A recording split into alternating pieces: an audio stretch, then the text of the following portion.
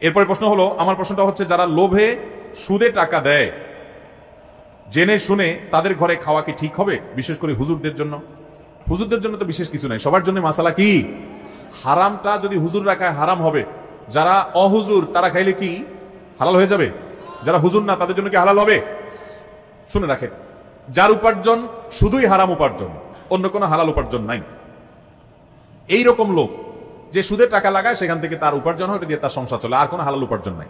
একটা মদের দোকান আছে, মদ বিক্রি করে, সেখান থেকে লাভ আসে, সেটা দিয়ে সংসার চলে, অন্য কোনো উপার্জন নাই। ওই লোক যার অন্য কোনো উপার্জন নাই, যা আছে সবটুকু হারাম, সে যদি আপনাকে হাদিয়া দেয় বা দাওয়াত দেয়, ওইটা খাওয়া আপনার জন্য হালাল না, হারাম। ওইটা আপনার জন্য খাওয়াটা জায়েজ হবে।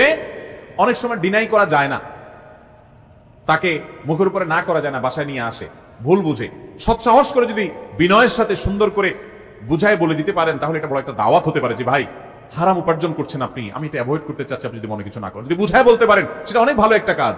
যদি না পারেন তাহলে অন্তত নিজে সেটা ভোগ করবেন না, অন্য কোনো গরিব মানুষকে দিয়ে দিবেন, তারটা তাকে ফেরত দিতে না পারলে কিন্তু নিজের পরিবার লোকদেরকে খাওয়াবেন না, কারণ হারাম যে উপার্জন করেছে তার হালাল কোনো উপার্জন নাই, শুধু হারামটাই আছে, ওইটা আপনাকে খাওয়াইলে আপনার জন্য খাওয়া জায়েজ হবে। আর যদি কারো মিশ্র উপার্জন থাকে, বুঝেন মিশ্র উপার্জন মানে কি, হালালও আছে হারামও আছে, সরকারি চাকরি করে বেতনও আছে আবার ঘুষও আছে, আছে না নাই?